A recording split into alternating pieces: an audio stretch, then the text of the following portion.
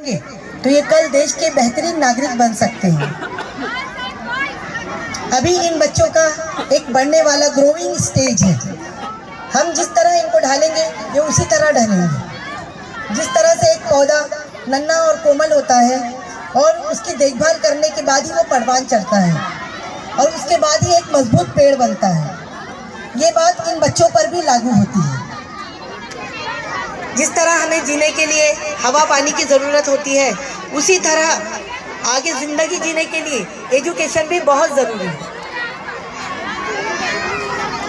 Parents, अगर हम चाहते हैं कि इनका फ्यूचर ब्राइट हो और कल को ये वाकई हमारे समाज के लिए फ़ायदेमंद साबित हो, तो हमें कुछ कुर्बानियाँ देनी होंगी हम सबको मिलकर। जिस तरह टीचर्स बच्चों पर मेहनत करते हैं, बच्चों को बेहतरीन तालीम के लिए उनके आगे पीछे लगे रहते हैं, उसी तरह पेरेंट्स की भी कुछ जिम्मेदारियां बनती हैं। बच्चों को वो अपना वक्त दें, उनकी पढ़ाई में उनकी मदद करें।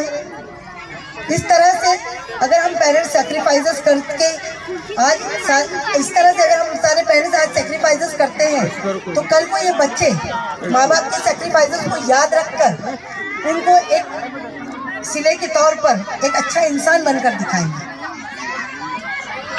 आज का दौर टेक्नोलॉजी का सबसे एडवांस दौर है। जहाँ तक के अब तक के जो दौर है उसमें इतनी टेक्नोलॉजी, इतना एडवांसमेंट कभी नहीं था।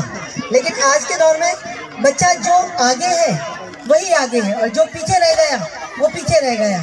इसलिए ये जितना आगे हो सके उसके लिए हम माँ बाप को और टीचर्स को और सबको मिलकर एक मेहनत करनी पड़ेगी। ये आजकल जो मोबाइल है, तो मोबाइल का बहुत इम्पोर्टेंट रोल है, ये मानते हैं पढ़ाई लिखाई में, लेकिन उसकी भी जगह है और ऑनलाइन क्लासेस ये सब चालू रहने की वजह से उसका इम्पोर्टेंट रोल है। लेकिन बच्चों को बहुत ज़्यादा मोबाइल ना दें, उनको कम से कम मोबाइल देना चाहिए।